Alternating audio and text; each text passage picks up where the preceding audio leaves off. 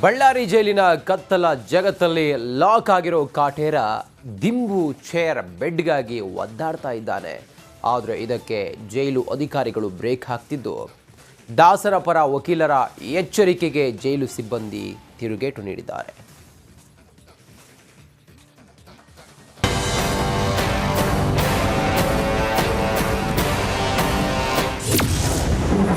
Bed chair ದಿಂಬಿಗಾಗಿ Darshan ಬಿಗಿ ಪಟ್ಟು. ದಾಸನ ವಕೀಲರಿಗೆ ಜೈಲು ಅಧಿಕಾರಿಗಳ ತಿರುಗೇಟು.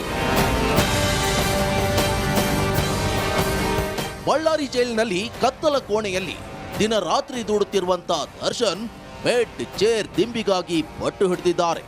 ಎಷ್ಟೇ ಕೇಳಿದ್ರೂ ಜೈಲು ಸಿಬ್ಬಂದಿ ಇದಕ್ಕೆ ನಿರಾಕರಿಸುತ್ತಿದ್ದು, ದಾಸನ ಪರ ವಕೀಲರು ಎಚ್ಚರಿಕೆ ಬೇರೆ ಹಾಕಿದ್ದಾರೆ. ಹೀಗಾಗಿ ದರ್ಶನ್ಗೆ ಮತ್ತೆ ಆರೋಗ್ಯ ತಪಾಸಣೆ ನಡೆಸಲು ಮುಂದಾಗಿದ್ದಾರೆ.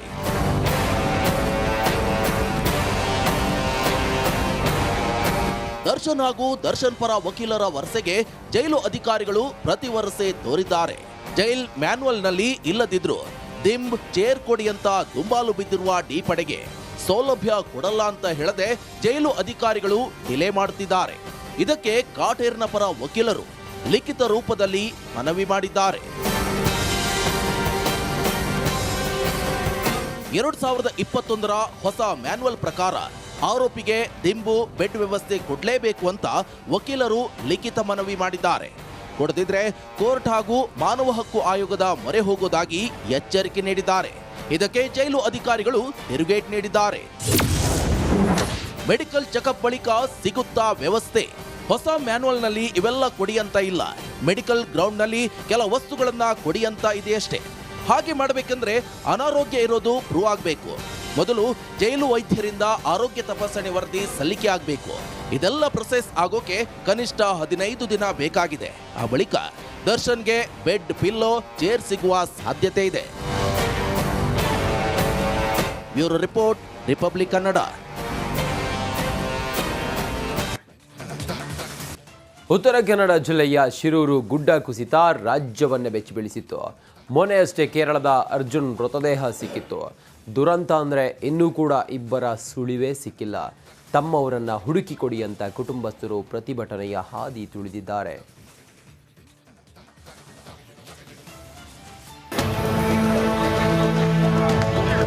ಜುಲೈ 16 ಉತ್ತರ ಕನ್ನಡ ಜಿಲ್ಲೆಯ ಅಂಕೋಲಾ ಬೆಚ್ಚಿ ಬಿದ್ದಿತ್ತು. ಶಿರೂರು ರಾಷ್ಟ್ರೀಯ ಹೆದ್ದಾರಿ 66ರ ಪಕ್ಕದ ಗುಡ್ಡ ಕುಸಿದು ಭಾರೀ ದುರಂತ ಸಂಭವಿಸಿತ್ತು. ಈ ಅವಘಡದಲ್ಲಿ 11 ಜನ ಸಿಲುಕಿಕೊಂಡಿದ್ರು. ಈ ಪೈಕಿ ಅರ್ಜುನ್ ಸೇರಿ 9 ಜನರ ಮೃತದೇಹ ಪತ್ತೆಯಾಗಿದೆ. ಆದರೆ ಇನ್ನೂ ಕೂಡ ಪತ್ತೆಯಾದ ಇಬ್ಬರ ಸುಳಿವೇ ಇಲ್ಲ. ಗುಡ್ಡ ಕುಸಿತ ಸಂಭವಿಸಿ 72 ದಿನ ಕಳೆದ ಬಳಿಕ ಗಂಗವಳಿ ನದಿಯಲ್ಲಿ ಅರ್ಜುನ್ ಮೃತದೇಹ ಪತ್ತೆಯಾಗಿತ್ತು. ಲಾರಿ ಸಮೇತ ಕೇರಳ ಮೂಲದ ಅರ್ಜುನ್ ಮೃತದೇಹ ಸಿಕ್ಕಿತ್ತು. ಈಗಾಗಲೇ ಆತನ ಅಂತ್ಯಕ್ರಿಯೆಯು ನಡೆದು ಹೋಗಿದೆ. ದುರಂತ ಅಂದ್ರೆ ಇನ್ನುಳಿದ ಇಬ್ಬರ ಸುಳಿವೇ ಸಿಕ್ಕಿಲ್ಲ. ಅಂಕೋಲದ ಜಗನ್ನಾಥ ನಾಯ್ಕ್, ಗಂಗೆಕೊಳ್ಳದ ಲೋಕೇಶ್ ನಾಯ್ಕರ ಪತ್ತೆಯೇ ಇಲ್ಲ. ಇಬ್ಬರ ಕುಟುಂಬಸ್ಥರು ಕಣ್ಣೀರಲ್ಲೇ ಕಾಲ ಕಳೆಯುತ್ತಿದ್ದಾರೆ.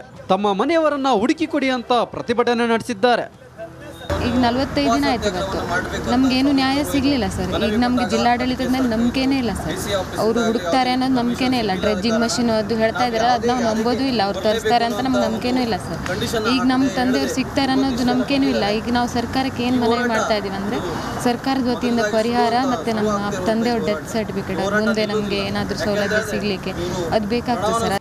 ಸರ್ಕಾರದ ಧೋರಣೆ ಖಂಡಿಸಿ ಕಾರವಾರದ ಜಿಲ್ಲಾಧಿಕಾರಿ ಕಚೇರಿ ಎದುರು ರಾಷ್ಟ್ರೀಯ ಈಡಿಗ ಮಹಾಮಂಡಳಿ ನೇತೃತ್ವದಲ್ಲಿ ಪ್ರತಿಭಟನೆ ನಡೆಸಲಾಗಿದೆ. ಪ್ರಣವಾನಂದ ಸ್ವಾಮೀಜಿ ನೇತೃತ್ವದಲ್ಲಿ ಪ್ರೊಟೆಸ್ಟ್ ನಡೆಸಲಾಗಿದೆ.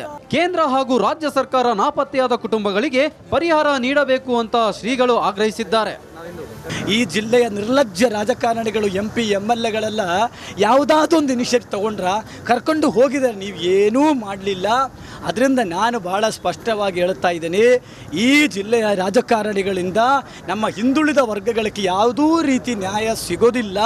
ಸರ್ಕಾರ ಕೂಡಲೇ ಇವರಕ್ಕೇನು ಮಾಡಿ ಮನೆ ಹಾಳಾಗಿದ್ದವರ ಕುಳುವೇರ ಗ್ರಾಮದ ಸಂತ್ರಸ್ತರಿಗೆ ಮನೆಯನ್ನು ನೀಡಿ ಹಾಲಕ್ಕಿ ಸಮುದಾಯ, ಮೊಗವೀರ ಸಮುದಾಯಕ್ಕೆ, ಈಡಿಗ ಸಮುದಾಯದವರಿಗೆ ರಾಜ್ಯ ಸರ್ಕಾರದಿಂದ ಪ್ರತಿ ಕುಟುಂಬಕ್ಕೆ 25 ಲಕ್ಷ ರೂಪಾಯಿ ಘೋಷಣೆ ಮಾಡಿ IRB ಕಂಪನಿಯವರ ಬಂಧಿಸಿ ಅಂತ ಹೇಳ್ತಾ ಇದ್ದಾರೆ.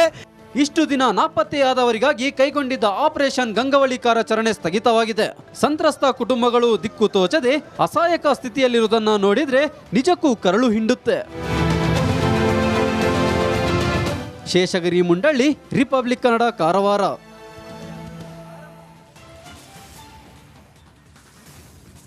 ಆ ಜಿಲ್ಲಾಸ್ಪತ್ರೆಯಲ್ಲಿದ್ದ ಸಿಟಿ ಸ್ಕ್ಯಾನ್ ಘಟಕ ಏಕಾಏಕಿ ಬಂದಾಗಿತ್ತು. ಜನ ಯಾಕೆ ಅಂತ ಕೇಳಿದರೆ ಸರ್ಕಾರ ನಮ್ಮ ಬಾಕಿ ಕೊಟ್ಟಿಲ್ಲ, ಬಾಕಿ ಬರೋವರೆಗೂ ಸ್ಕ್ಯಾನ್ ಮಾಡಲ್ಲ ಅಂತ ಇಲ್ಲಿನ ಸಿಬ್ಬಂದಿ ಹಠ ಹಿಡಿದಿದ್ರು. ಆದರೆ ಮುಂದೇನಾಯಿತು ಅಂತೀರಾ? ಈ ಸ್ಟೋರಿ ನೀವೇ ನೋಡಿ.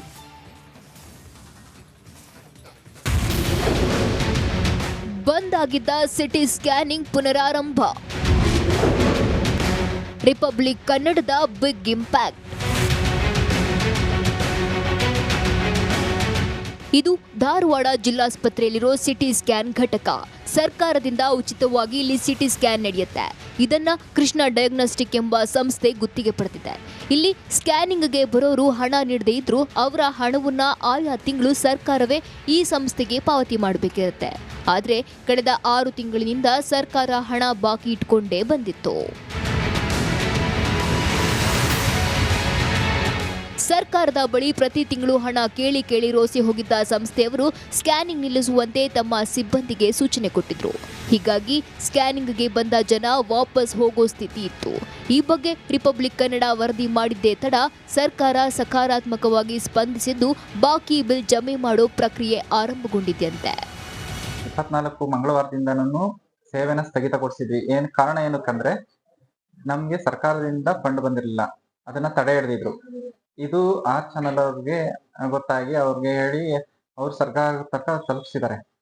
ಇದರಿಂದ ಸ್ವಲ್ಪ ಉಪಕಾರ ಆಯ್ತು. ರೋಗಿಗಳಿಗೆಲ್ಲ ಸೇವೆ ಇವತ್ತಿಂದ ಶುರು ಮಾಡ್ತಾ ಇದೀವಿ ನಾವು. ರಾಜ್ಯಾದ್ಯಂತ ಒಟ್ಟು 14 ಸರ್ಕಾರಿ ಆಸ್ಪತ್ರೆಗಳಲ್ಲಿ ಇದೇ ಸಂಸ್ಥೆಗೆ ಸೇರಿದ ಸಿಟಿ ಸ್ಕ್ಯಾನಿಂಗ್ ಘಟಕಗಳಿವೆ. ಯಾವ ಘಟಕದ್ದು ಬಿಲ್ ಕ್ಲಿಯರ್ ಆಗಿರಲಿಲ್ಲ. ಆದರೆ ರಿಪಬ್ಲಿಕ್ ಕನ್ನಡ ವರದಿ ಬಿತ್ತರಿಸುತ್ತಿದ್ದಂತೆ ಅಧಿಕಾರಿಗಳು ಸಂಸ್ಥೆಯವರನ್ನ ಸಂಪರ್ಕಿಸಿ ನಿಮ್ಮ ಬಾಕಿ ಬಿಲ್ ಮಂಜೂರಿ ಪ್ರಕ್ರಿಯೆ ಆರಂಭಗೊಂಡಿದೆ ಅಂತ ಹೇಳಿದ್ದಾರಂತೆ. ಈಗಾಗಲೇ ನಿಮ್ಗೆಲ್ರಿಗೂ ತಿಳಿದಿರುವಂತೆ ಒಂದು 4 ದಿನ ಆಗಿತ್ತು ನಮ್ಮ ಸಿಟಿ ಸ್ಕ್ಯಾನ್ ಧಾರವಾಡ ಈ ನಮ್ಮ ಒಂದು ಉಚಿತ ಸೇವೆಯನ್ನ ನಾವು ನಿಲ್ಸಿಟ್ಟಿದ್ವಿ. ಆದ್ರೆ ಇವತ್ತು ನಮ್ಗೆ ಇಲ್ಲದ ಪ್ರಕಾರ ನಾವು ಮತ್ತೆ ಮುಂದುವರಿಸ್ತಾ ಇದೀವಿ. ಹಾಗಾಗಿ ಉಚಿತ ಸೇವೆಗಳನ್ನ ಇನ್ನಷ್ಟು ಜನರು ಉಚಿತವಾಗಿ ಪಡ್ಕೊಂಡು ಅವರಿಗೆಲ್ಲ ಹೆಲ್ಪ್ ಆಗ್ಲಿ ಅಂತ ಹೇಳಿ ಉದ್ದೇಶದಿಂದ ನಾವು ಮಾಡ್ತಿದ್ದೀವಿ. ಸೂಪರ್ ಫಾಸ್ಟ್ ಇಂಪ್ಯಾಕ್ಟ್ ಮೂಲಕ ಸರ್ಕಾರದ ಕಣ್ಣು ತೆರೆಸುವ ಜೊತೆಗೆ ಜನಸಾಮಾನ್ಯರ ಸಮಸ್ಯೆಗಳಿಗೆ ಸದಾ ಗಟ್ಟಿ ಧ್ವನಿಯಾಗಿ ನಿಲ್ಲುವಲ್ಲಿ ರಿಪಬ್ಲಿಕ್ ಕನ್ನಡ ಮುಂದಿದೆ ಅನ್ನೋದು ಮತ್ತೊಮ್ಮೆ ಸಾಬೀತಾಗಿದೆ. D V Kumar, republic Kannada, Dharwad.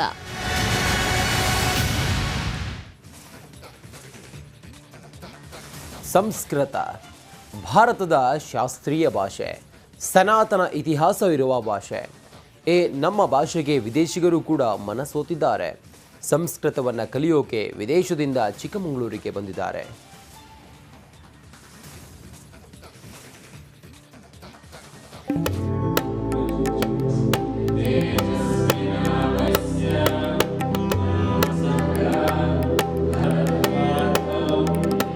ಅಬ್ಬಬ್ಬಾ, ಅದೇನ್ ಭಕ್ತಿ, ಅದೆಂಥ ಶಿಸ್ತು. ಇವರ ಶ್ರದ್ಧೆ ನೋಡಿದ್ರೆ ಎಂಥವರಿಗೂ ಆಶ್ಚರ್ಯ ಆಗತ್ತೆ. ಕಲಿಕೆ ಮೇಲಿನ ಇವರ ಆಸಕ್ತಿ ನೋಡಿದ್ರೆ ಖುಷಿ ಆಗತ್ತೆ. ಅಂದಹಾಗೆ ಇದು ವಿದೇಶಿಗರಿಗೆ ನಮ್ಮ